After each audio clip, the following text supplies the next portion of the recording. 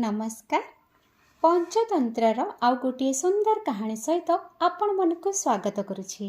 आजिर कहानीटीर नाम है तीनोटी माछ।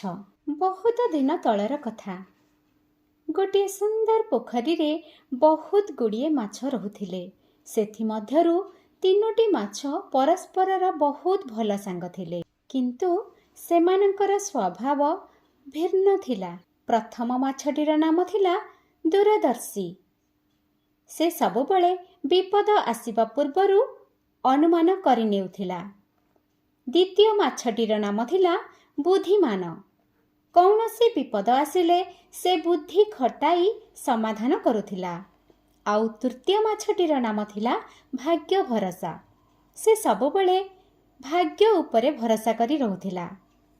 से कहूथिला, अरे जेते बेड़े जहा हबो देखा जिवो। गोटे संध्यारे किछि मत्स्यजीवी सेई पोखरी पाखक आसिले। से माने परस्पर कथा हेउथिले जे ए पोखरी रे बहुत गुड़ाई माछ अछंती। काली सकाळे जाल नहीं आसी माछ सबको धरि नेबा। ए सब कथा माछ माने सुनी पारिले।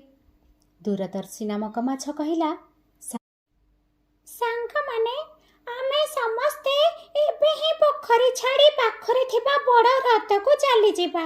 विपद आसीबा पूर्वरु सावधान होई जिबा भलो। बुद्धिमान नामक माछ कहिला, ना ना मो एबे जिबिनी। विपद आसिले किछि गोटाए उपाय करबी। एही सब कथा सुनी भाग्य भरोसा नामक माछटी हसी हसी कहिला, अरे अजथा चिंता करी भय कण पाई करूच। हुए तो काली मत्स्यजीवी माने आसी न पारंती। से दिन राति रे दूरदर्शी नामक माछटी एक नाଳ देई पाखरे थिबा ह्रदको चलीगला। परदिन सकाळे मत्स्यजीवी माने आसी पोखरी रे जाल पकाइले। बुद्धिमान नामक माछटी जालरे धरा पड़ीगला, किंतु से निजर बुद्धि खटाई जालरे से एमिति मृत भावे अभिनय करी रहिला। मत्स्यजीवी माने ताकू मृत भावी जालरू बाहर करी पानी कूलरे फोपाड़ी देले।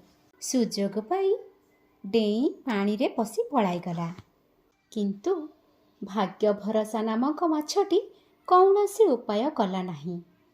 से जालरे फसीगला एवं मत्स्यजीवी माने ताकू नहीं चलीगले। ए कहानीटीरू आज आमे शिखिले जे आगरू सावधान रहिबा सबुठारु भल। आउ जदि विपद आसी जाए तेबे धैर्य और बुद्धि खटाई काम करिबा उचित।